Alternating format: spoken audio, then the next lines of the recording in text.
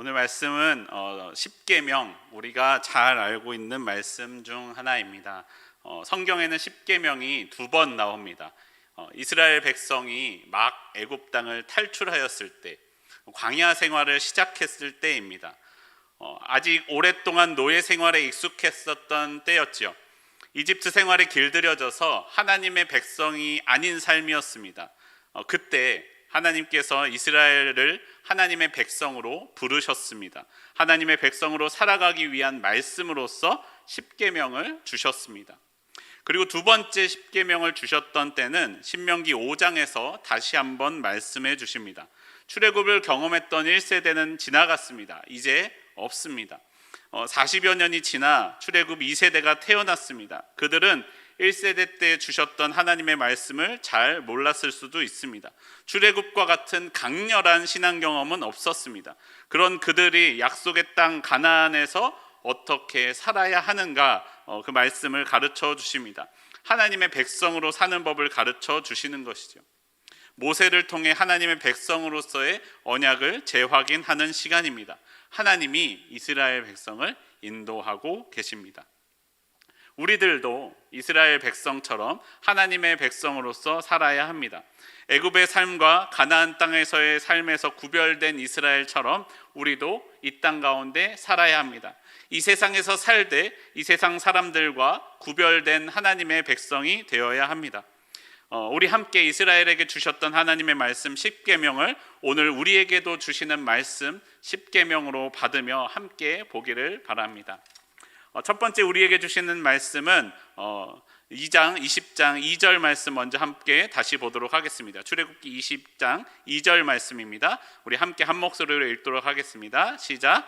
나는 너를 애굽 땅 종되었던 집에서 인도하여 낸 네 하나님 여호와니라. 우리는 십계명을 이야기할 때 본래 3절에 있는 너는 나 외에 다른 신을 내게 두지 말라라는 말씀으로 1계명을 이야기합니다.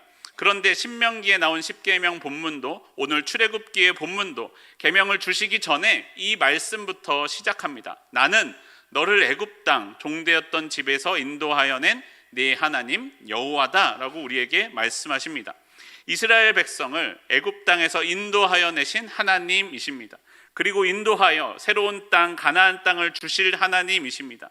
그리하여서 너희 참 하나님이 될 하나님 여호와이다 라고 말씀하고 계십니다. 그 하나님이 오늘 이스라엘 백성들에게 계명을 주고 계신 것입니다. 여러분, 이스라엘 백성이 언제부터 하나님의 백성이었을까요? 성경은 아브라함이 하나님과 언약을 맺었을 때부터 아브라함 후손을 하나님의 백성으로 준비시키셨다라고 말씀하고 있습니다. 그런데 그들의 모습은 그렇지 않았습니다. 하나님을 떠나 있었죠. 애굽에 처음 들어갈 때까지만 해도 아니었을 수도 있습니다. 야곱과 그의 자녀들 요셉은 하나님을 기억하며 하나님의 백성으로서 자각이 있었을 것입니다. 그런데 애굽에 들어간 이후 400여 년이 지났습니다. 이제는 요셉을 알지 못하는 새 왕이 애굽에 나타났습니다. 이스라엘 사람들의 신분은 변화하게 되었고요. 이스라엘 사람들은 종이 되었습니다. 그리고 그 종이 된 채로 오랜 시간이 흐르게 되었습니다. 이제 출애굽할 때 이스라엘 백성들, 이스라엘 사람들은 하나님의 백성인 모습과 그렇지 않은 사람들과의 구분할 수 있는 차이점이 거의 보이지 않았던 때였습니다. 그랬던 그들에게 하나님이 역사하시기 시작합니다. 하나님은 이스라엘을 선택하셨습니다. 이스라엘을 다시 부르셨습니다. 하나님께서 모세를 세우셨고 모세에게 말씀해 주셨습니다. 능력도 주셨습니다. 모세는 하나님의 능력을 힘입어 이스라엘 민족을 포로되었던 땅 애굽에서 탈출시켰습니다. 약속의 땅 가나안을 향해 광야로 여정을 시작했습니다. 하나님의 계명은 이와 같은 때 하나님의 역사하심부터 시작됩니다. 유대인에게 구약 성경에서 가장 중요한 사건은 바로 출애굽입니다. 유대인에게 성경의 가장 핵심 사건이죠. 이스라엘은 이 출애굽으로 자신들의 은혜 받은 하나님의 은혜를 받은 민족임을 깨달았습니다. 그 은혜를 기억하며 자신들의 정체성을 다져갑니다. 그리고 어려움에 빠질 때마다, 위기에 빠질 때마다 포로되었던 애굽에서 건지신 그 하나님을 찾습니다. 그 하나님이 자신이 구원해 주실 것을 기대하며 기다립니다. 모세와 같은 사람을 세우실 것을 기대합니다. 그렇게 이스라엘은 하나님의 백성이 되어갔고 그들의 삶에서 하나님의 가르침을 기억하며 실천하며 살았습니다. 여러분, 우리가 십계명을 볼 때에, 하나님의 계명들, 하나님의 말씀을 볼 때에 무엇보다 먼저 기억해야 할 것이 있습니다. 그것은 하나님께서 이 계명을 언제 주셨는가 하는 것입니다. 언제 이 계명을 주셨습니까? 나는 너를 애굽 땅 종되었던 집에서 인도하여 낸 네 하나님 여호와이니라 라고 말씀하십니다. 내가 인도하여 낼 것이다가 아니라 이미 인도하여 낸 네 하나님이다 라고 말씀하십니다. 애굽을 떠나 약속을 주셨던 시내산에서 이 계명을 주고 계신 것입니다. 만약에 여러분 이 십계명이 애굽 땅에 있을 때, 아직 종되었을 때 주셨다면 어땠을까요? 종살이하고 있는 이스라엘 사람들에게 이 계명을 주셨다면 이렇게 생각했을 것입니다. 이 계명을 지키면 구원해 주실 것이고 지키지 않으면 구원해 주시지 않을 것이다 라고 생각했을 것입니다. 이 계명이 구원의 조건이고 이 계명을 지키는 것이 구원을 받는 길이다 라고 말씀하시는 것처럼 들렸을 것입니다. 하지만 하나님은 그렇게 하시지 않았습니다. 또 신명기에서는 어떻습니까? 주께서 40년 동안, 신명기 29장 5절에서는 이렇게 말씀하십니다. 주께서 40년 동안 너희를 광야에서 인도하게 하셨거니와 너희 몸의 옷이 낡아지지 아니하였고 너희 발의 신이 헤어지지 아니하였다라고 말씀하십니다. 광야 생활 동안 만나와 메추라기로 먹이시고 돌보셨으며 그들의 옷과 신발도 지켜주셨던 하나님입니다. 끊임없이 하나님을 떠나려 했던 이스라엘을 돌보시고 달래시며 약속의 땅 앞까지 인도하신 하나님이십니다. 여러분 기억하십시오. 하나님은 우리에게 먼저 은혜를 베푸시는 하나님이십니다. 우리에게 하나님의 은혜가 있습니다. 하나님은 우리에게 헛된 것을 요구하시는 분이 아닙니다. 하나님은 그런 분이 아니십니다. 맡기지도 않은 것을 내놓으라고 하시는 분이 아닙니다. 우리에게 먼저 주십니다. 먼저 맡기십니다. 그리고 맡긴 것에 대한 충성을 요구하시는 분이 우리 하나님이십니다. 하나님은 우리에게 먼저 은혜를 베풀어 주셨습니다. 그리고 그에 합당한 열매를 맺으라 우리에게 말씀하십니다. 그것이 우리 하나님입니다. 우리는 그것을 기억해야 합니다. 여러분, 성경에 나오는 하나님은 저 유대인들의 하나님이었습니다. 그런데 어떻게 그 하나님이 저의 하나님이 되었습니까? 예수님께서는요, 내가 죄인 되었을 때 나를 찾아오셨습니다. 죄인이었던 나를 찾아오사 나를 용서해 주셨습니다. 그리고 나의 하나님이 되셨습니다. 여러분, 내가 거룩하고 정결하고 하나님 앞에 성결했을 때 나를 찾아오신 것이 아닙니다. 내가 하나님을 찾을 능력이 있어서 저기에 숨어있던 하나님을 찾은 것도 아닙니다. 나는 하나님의 법과 상관없이 살았고 나는 하나님보다 세상에, 죄의 사망에 더 가까웠던 사람이었습니다. 하나님은 그런 나를 먼저 찾아와 주셨습니다. 죄인된 나에게 하나님께서 오셨습니다. 오셔서 나의 죄를 씻어주셨습니다. 예수님께서는 나를 위해 십자가에 달리시고 나를 위해 하늘로 올라가셨습니다. 그렇게 예수님이 나의 주님이, 하나님이 나의 하나님이 되셨습니다. 여러분 기억하십시오. 우리에게는 은혜가 먼저 있습니다. 우리는 종종 이것을 잊어버립니다. 여러분, 누군가 성경을 갖고 오면서 여러분 하나님의 말씀을 지키십시오, 하나님의 율법을 지키십시오 라고 말한다면 우리는 골치가 아플 것만 같습니다. 나는 세상의 법만 지키면서 살기도 힘들고 귀찮은데 나는 왜 하나님의 법을 더 지키며 살아야 되는가? 믿지 않는 사람들은 지키지도 않아도 될 것을 나는 왜 지켜야만 하는가? 부담스럽고 불편하게 들릴 수도 있습니다. 그 이유가 무엇입니까? 내 안에 그 은혜를 잊어버렸기 때문입니다. 하나님은 먼저 은혜를 주셨는데 그것을 기억하지 못하기 때문입니다. 이런 말이 있죠. 은혜는 물에 새기고 원수는 돌에 새긴다. 이것이 누구나 사람들의 마음이라는 것입니다. 일반적인 사람의 마음입니다. 은혜를 계속해서 누리다 보면요, 그 은혜가 본래 자기 것인 것처럼 생각해요.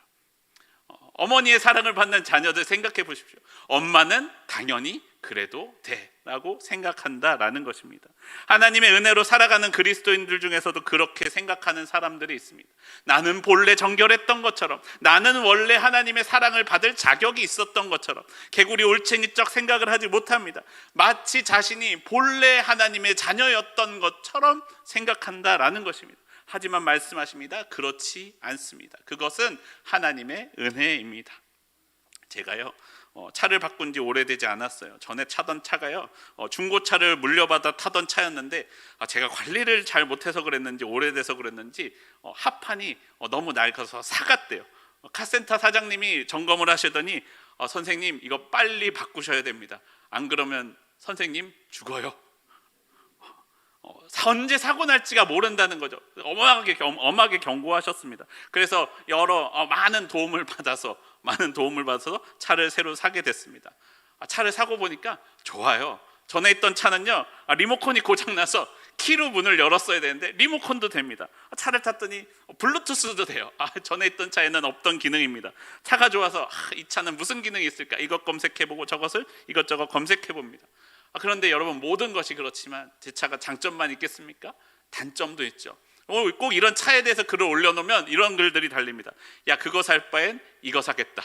그거 살 바엔 100만 원 더 주고 이거 사겠다. 그 옵션 낼 바엔 이거 빼고 저거 넣겠다 하는 이야기들이 많이 보입니다. 여러분, 저 본래요 차 별로 관심이 없는 사람입니다. 욕심이 별로 없는 사람이었어요. 차에 대해서는 욕심이 없는 사람입니다. 그런데 다른 차들을 보게 돼요. 이 차는 저게 좋구나, 이 차는 이런 기능이 있구나, 야, 이 차는 유모차를 접지도 않고 넣을 수도 있구나, 이런 기능 저런 기능들을 살펴보면서 처음에 차를 샀던 기쁨과 감사는 없어져 버렸어요. 왜 내 차는 이게 안 될까? 왜 내 차는 이게 작을까? 내 차는 이게 좁을까? 내 차는 이런 기능이 없을까? 왜 내가 가졌던 기쁨과 감사는 다 없어져 버리고 내가 갖지 못한 조건들, 내가 갖지 못한 것들이 내 눈에 아른아른 거리게 됩니다. 여러분, 내가 어떤 차를 산다고 한들 그 만족이 채워지겠습니까? 내가 차를 수십 대 갖게 되면 그 만족이 채워질까요? 아마 그렇지 않을 것입니다. 물질로 채워진 만족은요, 오래가지 않습니다. 만족하기 위해서는 내게 더 많은 것이 주어져야 하는 것이 아니라 이미 내게 주어진 것을 감사함으로 받는 것이 우리에게 필요합니다.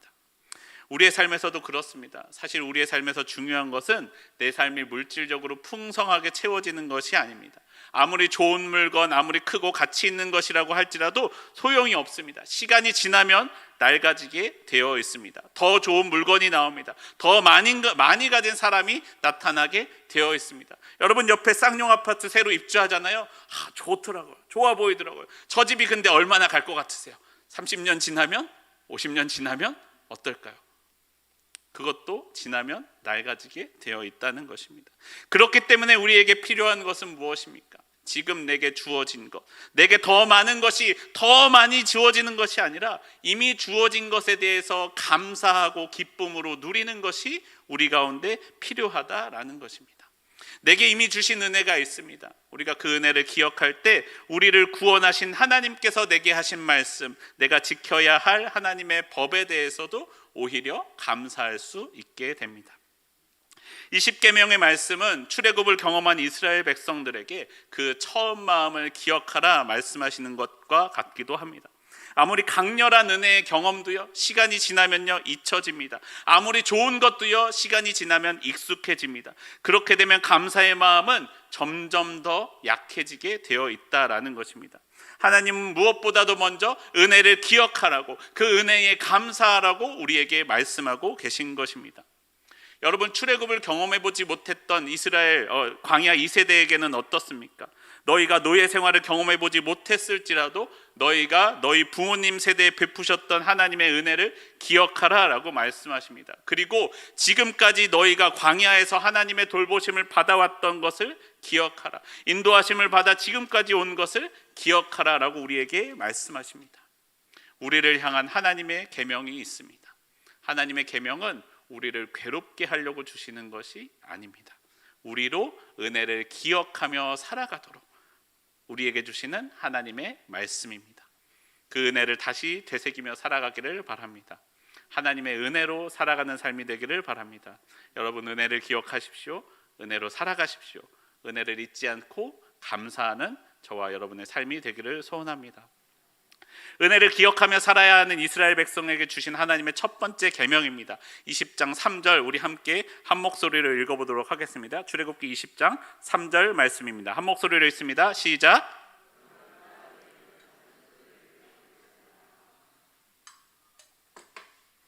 하나님은 은혜를 베푸신 이스라엘 백성에게 말씀하십니다. 하나님 외에, 나 외에 다른 신들을 두지 말라라고 말씀하셨습니다. 여러분, 고대 사회는요, 신들의 사회입니다. 아브라함이 떠나왔던 메소포타미아의 신화를 보면 그 땅의 신들은 전쟁으로 이루어진 나라입니다. 이집트도 수많은 신들이 있습니다. 그 신들의 힘으로 지배하고 살아가는 나라입니다. 출애굽에서 있었던 10가지 재앙이 그 이집트 신들과의 싸움을 상징한다라고 해석하기도 합니다. 그 사람들이 그렇게 많은 신들을 믿는 이유는 무엇입니까? 대부분 그들의 신은 부유함과 평안함을 주는 존재들입니다. 그들에게 재물을 바치고, 그 신들에게 재물을 바치고 그 힘을 얻어 내 삶이 부유하고 평안함을 누리는 것, 그것이 그 신을 섬기는 목적입니다. 아니면 반대로 다른 부류들도 있는데, 두려움을 주는 존재들, 사람의 힘으로 감당할 수 없는 어둠과 죽음 같은 것을 다스리는 신을 섬기는 이들도 있습니다. 그들을 달래서 그 어려움을 무사히 지나가고자 하는 마음이 있다라는 것이죠. 우리가 하나님만 섬기는 하나님의 백성이 된다는 것은 무엇입니까? 이런 이방신들이 주는 경제적인 이익과 세상적인 평안함을 포기한다라는 것입니다. 세상의 두려움보다 더 크신 하나님을 기억한다라는 것입니다. 그 하나님과 함께 세상의 어려움을 헤쳐나가는 것입니다. 오직 하나님과만 함께 가는 것, 다른 모든 것들 다 버리고 하나님과만 함께 하는 것, 그것이 하나님이 하나님의 백성 이스라엘에게 요청하시는 것입니다. 여러분, 사람들이 이 세상을 살아갈 때는 많은 기준과 많은 관점을 가지고 살아갑니다. 그래서 사람들은 사람 수만큼의 길이 있다라고 말하기도 합니다. 각자가 말하는 방법이 있다라는 거죠. 그런데 이것이 우리를 어렵게 합니다. 그냥 내가 길을 따라 살면 좋겠는데 나에게 끊임없이 선택을 강요합니다. 무엇을 선택할 것인가, 무엇을 고를 것인가라고 우리에게 끊임없이 물어옵니다. 하나님의 사람들은 어떤 사람이냐? 그러한 수많은 선택들 가운데 예수님의 길을 선택하는 사람들입니다. 내 판단, 내 기준으로 길을 선택하는 것이 아니라 하나님께서 말씀하신 말씀대로 예수님을 기준 삼아 살아가고 길을 선택하는 사람들이 우리들입니다. 예수님의 길은 세상적으로 보면 고난의 길이고 좁은 길입니다. 왜 굳이 그렇게 살아야 하는가라고 말하는 그 길입니다. 그럼에도 그 길이 하나님께서 우리에게 가르쳐 주신 길이기 때문에, 그 길이 하나님께로 가는 길이기 때문에, 그래서 나는 그 길을 걷습니다 라고 고백하는 것이 바로 그리스도인입니다. 여러분은 세상의 부유함과 세상의 평안함을 떠나 하나님과 하나님의 길, 고난의 길을 걸어가는 그리스도인이 되기를 소원합니다. 이스라엘 백성들이요, 가나안 땅에 들어갈 때 별로 어렵지 않게 들어가는 방법도 있었습니다. 무엇이냐면요, 가나안 사람들의 신을 함께 섬겨주면 됩니다. 나도 너희들의 신을 인정할 테니 너희도 나를 받아줘라 라고 하면 됩니다. 내가 믿는 신과 가나안 땅의 신을 결혼시키면 돼요. 그러면 두 민족은 하나가 되고 전쟁 없이 편안하게 살 수가 있습니다. 그런데 그렇게 되면 더 이상 하나님의 백성은 아니게 되는 것이죠. 수많은 민족들은 그렇게 살아왔습니다. 이집트 신화를 보면요, 이집트 신의 신들은 매우 복잡합니다. 본래 살고 있던 사람들과 새롭게 일어난 민족들과 외부에서 유입된 민족들이 서로 싸우고 나라를 합쳐갑니다. 자신의 이 신과 저 신의 모습들 서로 합쳐가고 결혼하면서 새로운 신을 낳았다라는 식으로 신화가 점점 늘어납니다. 그 민족들이 서로 얽혀가는 것이죠. 사회가 발달할수록 여러분, 삶의 사람들의 기준들이 다양해집니다. 민족과 문화와 상황이 점점 복잡해지기만 합니다. 그럴 때마다 우리에게 이야기합니다. 그 새로운 신들이 그 신들의 족보 가운데 너희에게 복을 주겠다, 이것을 나누어 주겠다, 이 능력을 주겠다, 그것으로 너희를 풍요롭게 만들어 주겠다라고 이야기합니다. 여러분, 그러나 그런 상황에 맞춰 만들어진 신들이 주는 평안함과 그들이 주는 풍요를 바라지 않는 것이 그리스도인입니다. 우리를 정말 채워줄 분은 누구입니까? 오직 하나님 한 분밖에 없다라는 것입니다. 오직 하나님만 믿는 사람들이 우리들입니다. 우리를 참되게 만족시켜줄, 우리의 정말로 갈증을 해결시켜줄 수 있는 것, 그분이 바로 우리 하나님이라는 것입니다. 하나님 백성에게는 다른 신은 없습니다. 오직 하나님이 우리의 하나님이십니다. 우리의 유일한 삶의 기준이 되어 가십니다. 요즘 우리에게 가장 큰 우상이 무엇입니까? 바로 돈, 물질이죠. 물질로부터 자유로운 사람이 거의 없을 것 같습니다. 여러분, 저도 돈을 좋아합니다. 돈 싫어하는 사람이 어디 있겠습니까? 그런데 그것이 우리와 하나님 사이에, 우리 앞에, 하나님 앞에 그것이 있어서는 안 된다라는 것이죠. 돈이 많으면 평안하고 돈이 없어지면 불안해지시지 않습니까? 그럴 때가 있죠. 어떤 이들은 하나님도 물질적인 축복만을 바라며 하나님께 물질적인 축복만을 기도하기도 합니다. 요즘 세상에 많은 사람들이 오직 돈을 중심으로 살아갑니다. 요즘 아이들의 장래 희망을 물어보면요, 이런 아이들이 많다고 합니다. 운동선수나 의사가 되고 싶어 합니다. 그리고 요즘은 유튜브 스타가 되고 싶어 하는 아이들도 많다고 합니다. 그럴 수도 있어요. 그것도 괜찮아요. 그런데 문제가 무엇인지 아십니까? 그 아이들에게 너는 왜 운동선수가 하고 싶고, 너는 왜 의사가 되고 싶고, 너는 왜 유튜브 스타가 되고 싶냐라고 물어보면 이렇게 대답합니다. 돈을 많이 벌잖아요.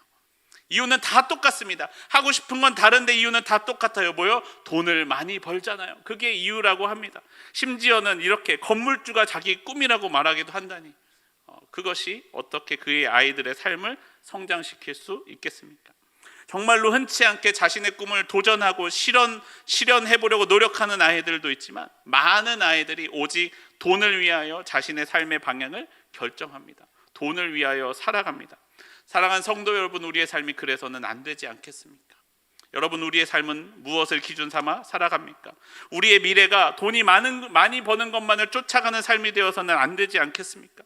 나에게 주어진 사명을 찾고, 나를 통해 이 세상을 세울 수 있는 것은 무엇이 있는지, 나를 통해 이 세상을 살릴 수 있는 것은 무엇이 있는지를 찾아가는 삶이 우리의 삶이 되어야 하지 않겠습니까? 그런데 그 아이들은 어디서 그것을 배웠을까요?